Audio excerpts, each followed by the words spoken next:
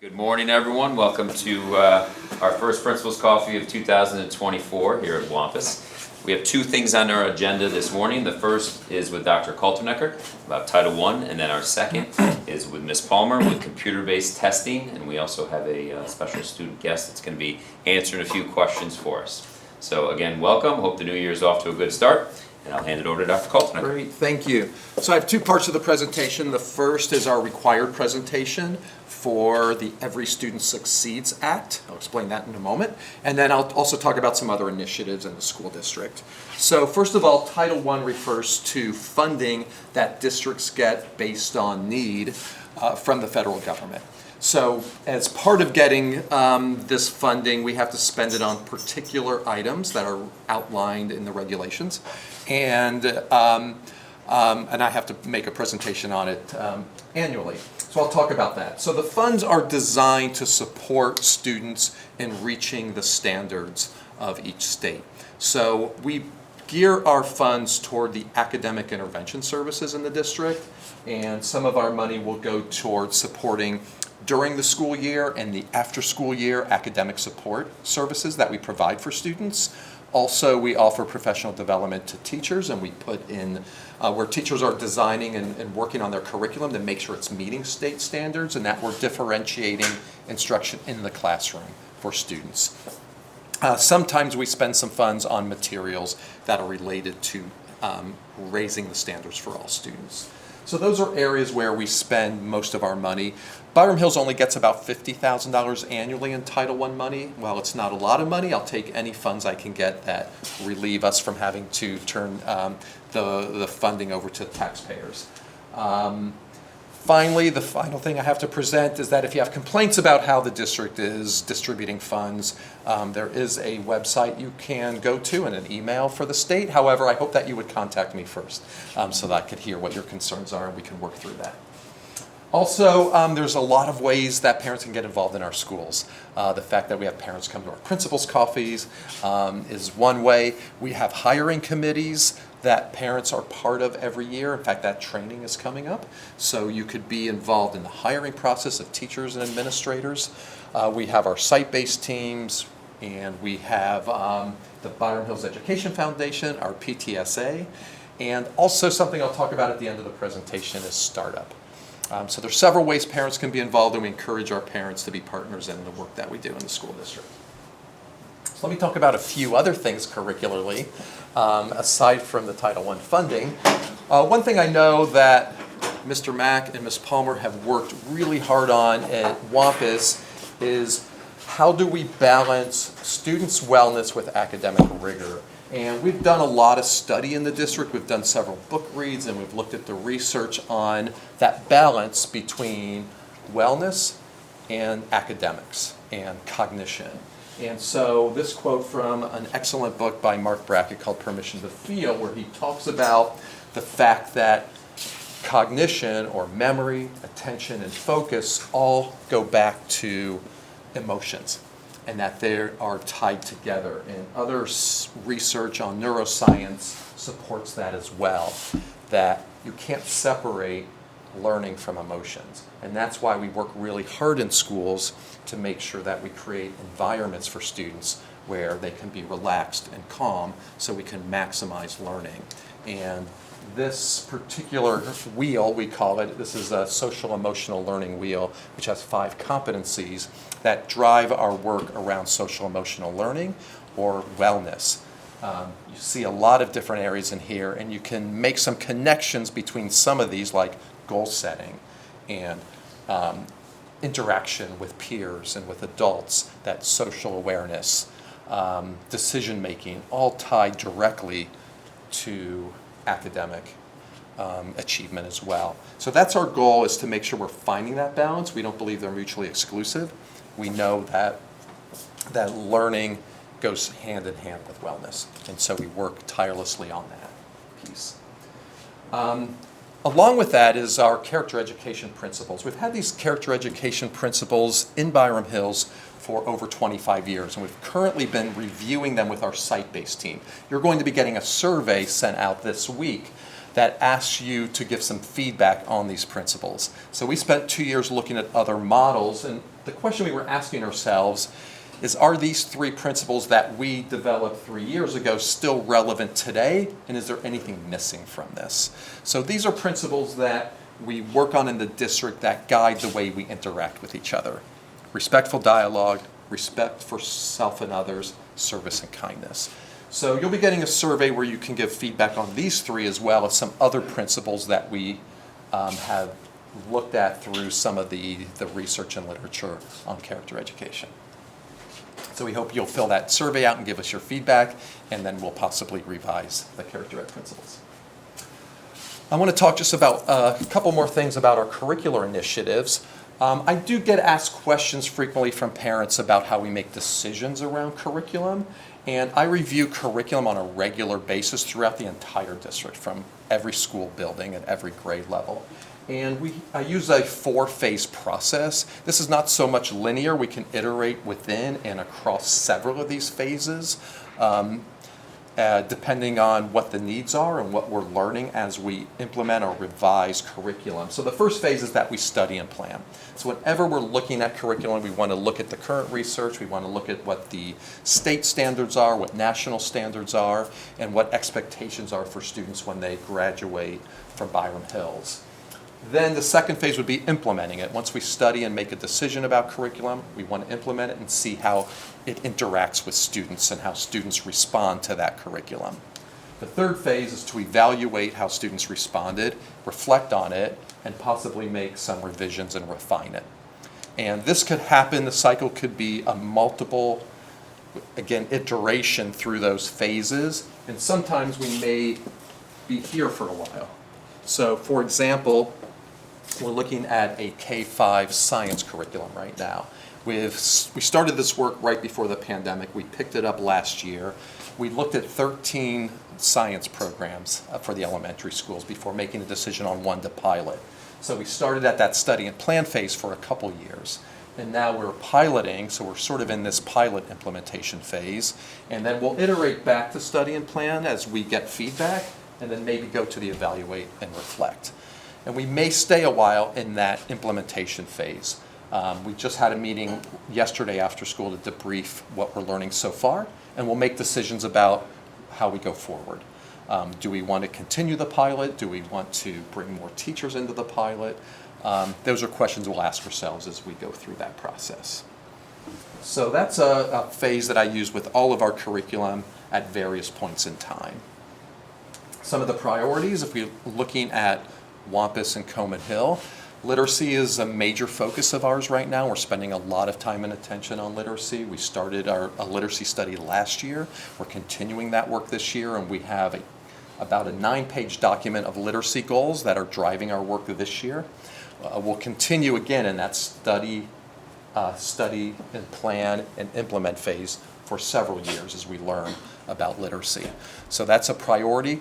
All the material around our literacy initiative is on our website. If you go to the curriculum and instruction tab and go down, there's a literacy tab that you can look at what we're working on right now with our literacy goals. Also, I mentioned science. We also are implementing an advanced learner program, K-5, as well this year. So we're at that study plan and implement phase, and we'll be reflecting on that at the end of this year. Also looking at what our academic supports are for students. So when students are not meeting standards, how are we supporting them? How do we know which students are not meeting standards? What interventions do we put in place? And how do we know if they've met the benchmarks and can go out of the interventions? There's a process that we're looking at. K-12, this is a K-12 initiative that we're studying that this year. And then health and wellness is something with our character education principles. We have been piloting, we're in the 3 years of a pilot of our character education program. And hopefully we'll be making a decision and going to the Board of Education to ask for their approval to adopt that curriculum, possibly this year. If you want more information on literacy, you can also scan the QR code or go directly to the website. A few initiatives at the middle school and high school I won't focus on right now. Some of them overlap, but a few different initiatives at the middle school and high school. I'll talk about 2 more things. One is this assessment. We implemented last year in December an international benchmark assessment. we were asking ourselves, how does Byram Hills compare to other U.S. schools, and how does Byram Hills compare to international schools? Now, I get a lot of data around New York, and I can compare our data to New York, but I wanted to reach more globally so we can do a little bit of benchmarking as we do these initiatives so that we can, again, go out and benchmark later to see if the work we're doing is having an impact. And when we did this assessment, the green hexagon is Byram Hills. And if we are outside, well, let me explain the dots. So that's the Byram Hills scores on the assessment in reading, math, and science. The circle with the U.S. flag are the comparative schools in the United States. And then the other dot is schools internationally. And you can see that since these are outside of this band, that means they were statistically significant in the difference. Had this been up here within that dot, it would mean that there wasn't really a statistically different in the scores. So our scores are in all three subjects. We outperformed all other schools that participated in the assessment, both in the U.S. and internationally, in reading, in math, and in science. So we can dig a little deeper within that. I have a long report, so it shows more detailed information around those scores. That is helping us give some good information as we go forward with our initiatives. Yes, Mia? So, I just have a question about the other U.S. and international schools. Yes.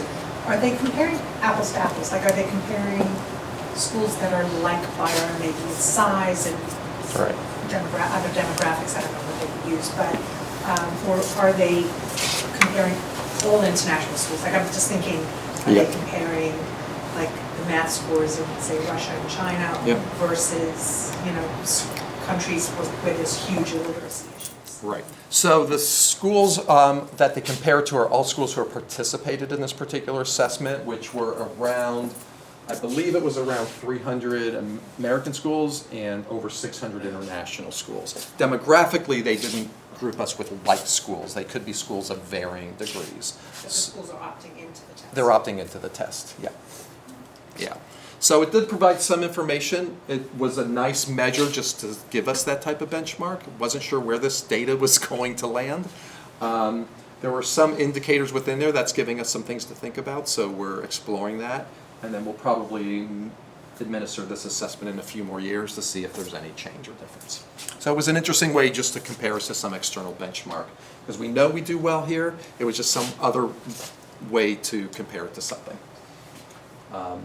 This was something that when I debriefed with the folks from this assessment that administered it, they said that we scored statistically equivalent to schools specifically in Singapore that was high performing in mathematics, and they thought that was pretty outstanding that they wanted to point that out to us. That surprised them because they don't see that a lot. Singapore is usually the top school in mathematics. So that was some good feedback and some confidence in our math program.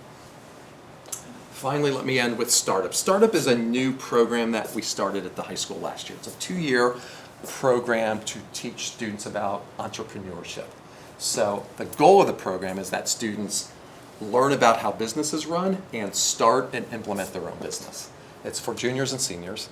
And a really amazing aspect of this program, which is exciting, and I'm always wanted to get parents involved in our schools and working with our high school students, is that we call upon parent volunteers to be involved with students. And there's 3 ways to be involved.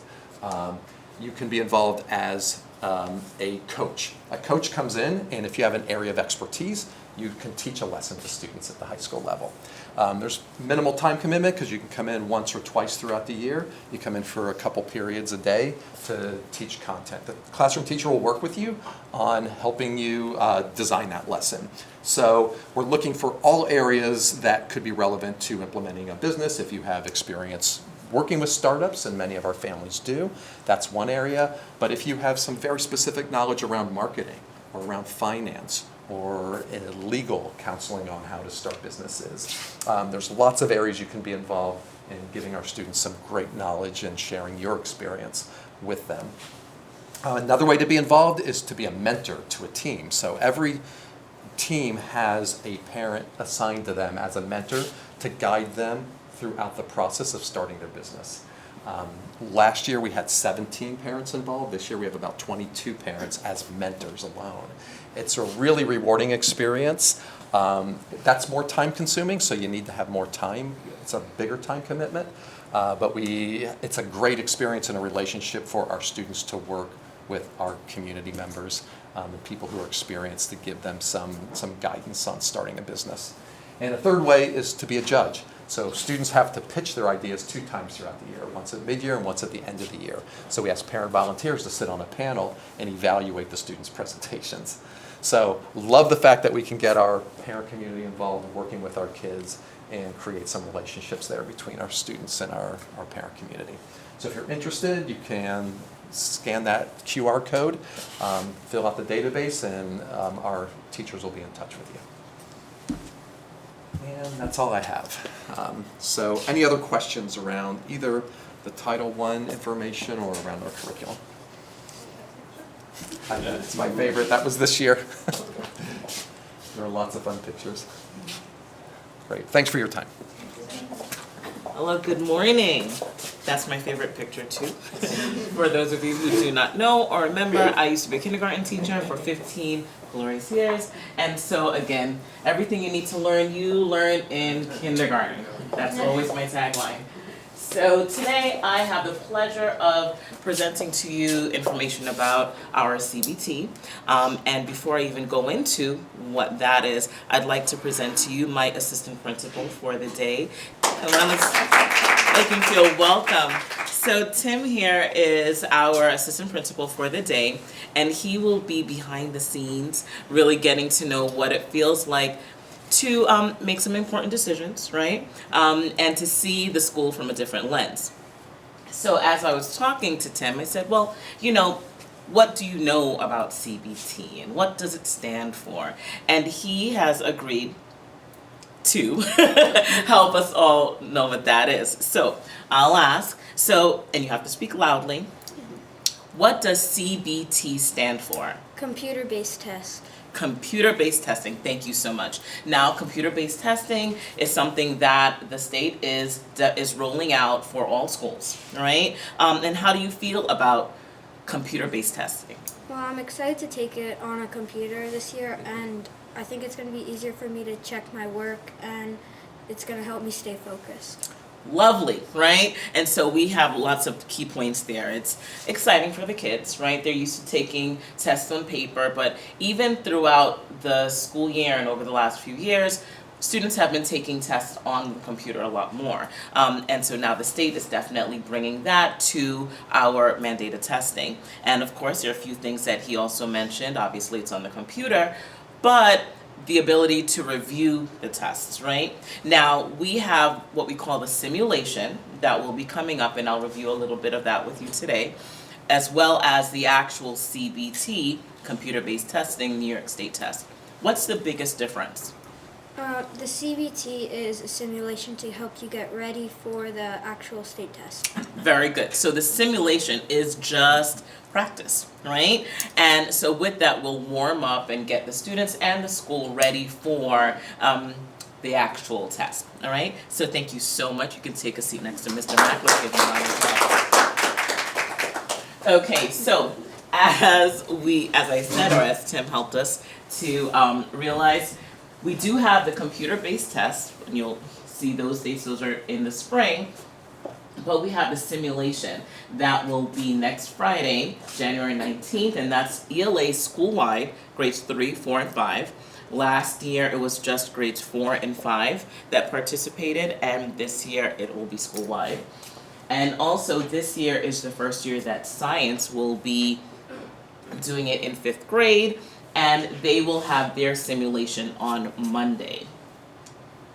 Okay, so here's the rollout that I was referring to before, where now, spring of 2004, it's mandated for 5th and 8th grade to take it, and then optional for all other grades. But again, if we're thinking about the rollout, the successful rollout of all grades, we have been working early. Last year, we did a lot of great work. It was a complete success, and this year we're building on that.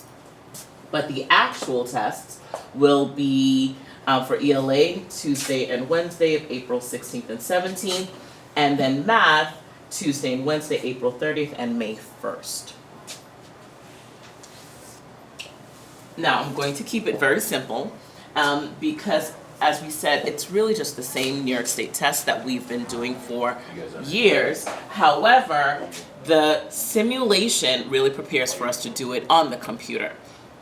And so it's very low stakes. It's just a dry run. There won't be any scoring. It really is a shortened period of time. It's a shortened test. It really should last about 40 minutes. However, there's no time constraint. It's shortened to last about 40 minutes, but if a student might need more time, we definitely give it to them as well. But again, it's not really scored. The main purpose would be for the school and the district really to know technology-wise what it is that we need to be prepared for. That's the bandwidth. That's making sure the Chromebooks are up and running, that all the computers are updated so that the teachers know what to do, so that everyone has their place in their space so that it is a success. And then the students, as Timothy explained, they get to know what the system looks like, what tools they'll be able to use, and how the whole building feels just for this little snapshot of time. So I mentioned tools. And so there are a few tools that I'll just kind of review a little bit so that you can see what the students will be seeing.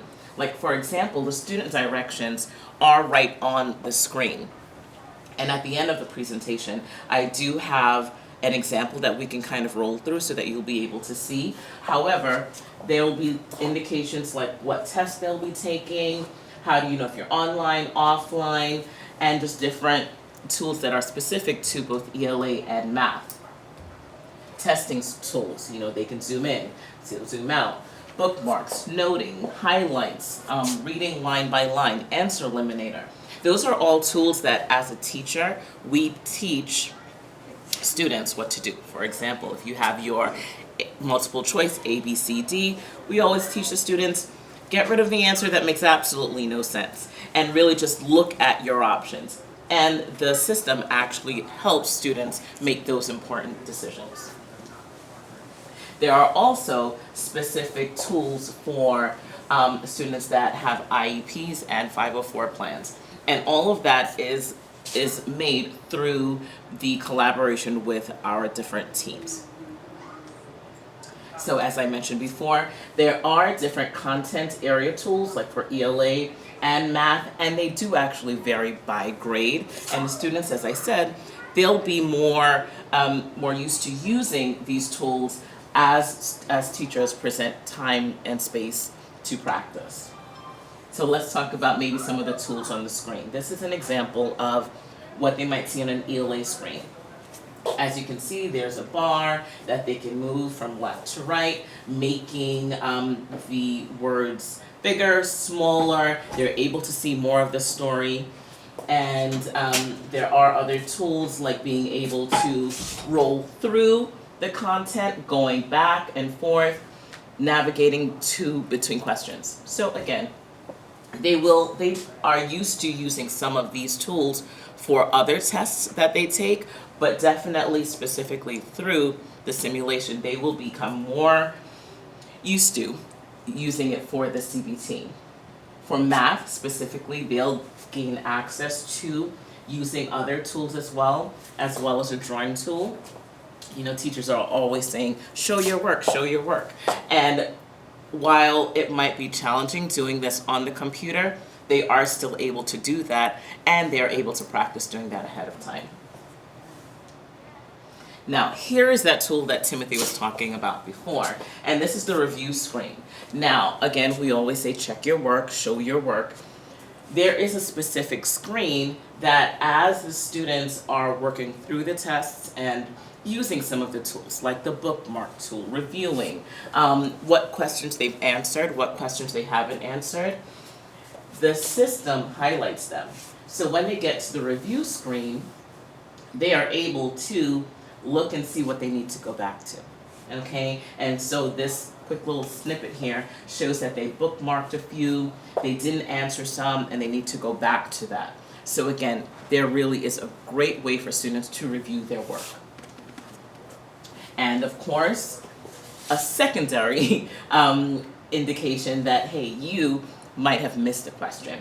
And so there's a screen that pops up that allows you to go back, fix whatever mistake that you might need to fix before you actually submit the test. So again, there are lots of different tools that are built into the program that really help students with doing a successful test. Okay, so here, this entire presentation and quite a few other screens was shared with teachers, and so they have access to sharing and having students practice. A blast was sent out to the community last Friday, helping them getting everyone ready for this test. Now, I just want you to see just a little bit of what the students see and what the teachers see as they prepare for a test.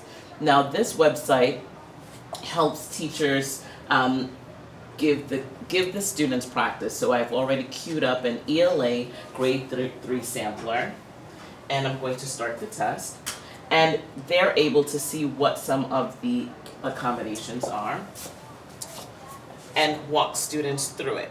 So again, this one is a grade 3 ELA, just a sampler.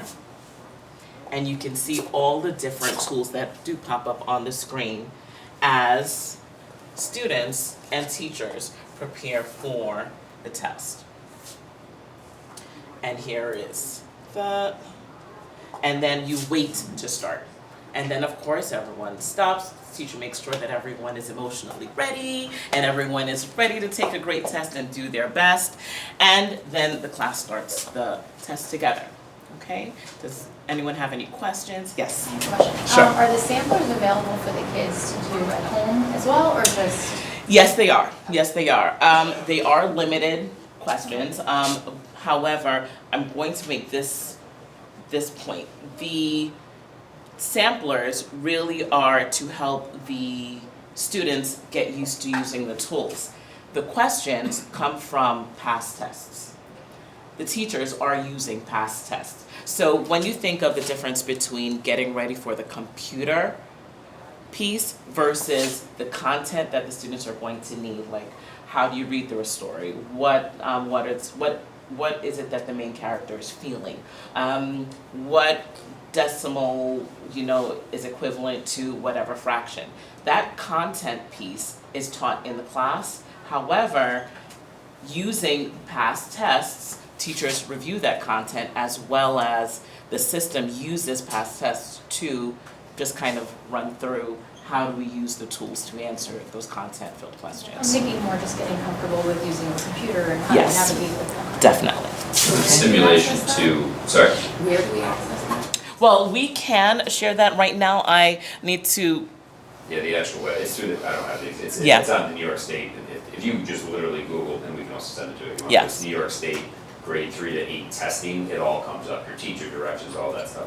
The one feedback, so the state was great last year, they asked for feedback. The simulation of the computer-based testing is slightly different than what we used to do with like mock exams or practice exams with pencil and paper. With the practice exams, there's no feedback if the kids got the answers right or wrong, right? So we're really viewing it as like, is the building ready? Are the kids ready to access the test? That's the most important piece of the simulation for us. If the state in the future, once they all go to computer-based testing in the whole state, I would suspect they'll maybe give a little more like, hey, here's the answer key. But right now, there's none of that. So they have the questions. So we're really viewing it just like, are the kids, is Tim ready to take it on the computer? Which last year, I would be lying if I didn't have angst about it. It went very well, and that's why we're kind of doing the whole school this year. We're ready. yeah. Again, just practice using the tools. Yes, ma'am. I have little Tim and big Tim questions. Sure. So when I'm taking a test, when I'm reading something from a computer, I have a hard time keeping track of where I am in a paragraph. So I like to print it out and then I can follow it with my finger. Am I just really old, or like, do you guys find that easier? Tim? What do you think, Tim? Is it hard to follow along on the computer? How's it work? Sometimes it's like you lose where you are on the screen. So do you have a strategy to, if you lose track, what do? I just go back to the word I try and find the word that I just read and then find it and start reading from there. Will you use like your finger to try to? Yeah. And also, there's a line reader, right? And so again, just really anticipating some of those issues. And no, you are not old. We all have that same issue. As you can see, so does little Tim. The system really does focus on some of that. And even as the students learn how to highlight, and highlighting is not a coloring tool, it's just really a matter of highlighting important information, students will learn how to track what they're reading a lot better. Okay. In the math, do they have scratch paper? They do. So the students still have scratch paper for ELA and math, so that they're able to maybe plan what they're writing, using kind of maybe a graphic organizer that they might draw, whatever it is that they might need, and the same thing for math as well. In fact, 5th grade specifically gets a tool, just like a reference sheet, with even some different tidbits that they might need for their content. Yep. Big Tim question. Now that New York State is all going to be online, in the past we've had to wait like a year to get results. Is this going to be faster? Well, I hope so. So computer-based testing won't be fully implemented until 2026. We're ahead of schedule because we felt our kids were ready for it. We have the infrastructure with the technology to handle that as well. So this past year we had the results the latest we've ever had. The full state test results were just released mid-December. I'll be doing the final assessment report at the next board meeting because I have more data. So we're hoping once by 2026 the state will be able to get results quicker. Right now what they have to do is they have to look at both paper tests and computer-based testing. Now they are scaling 2 different tests and they have to merge those tests together. So it's taking longer right now. I'm hoping this coming year or the next year, now that they've got the process down, might be easier, but I don't know. Hopefully after 2026 we can get results quicker. And that's been a complaint of ours as district office administrators for years from the state, is that by the time we get the results, it's just too late for us to really do anything significant with it on a macro level. Thanks for the question. Okay. Any other questions? All right. Well, it's clear that our students are ready, our teachers are ready, and truthfully, if last year was any indication, our entire building is ready. And so thank you so much again for your support as you prep your children and your students, and just give them the confidence that they need to know that they are well equipped.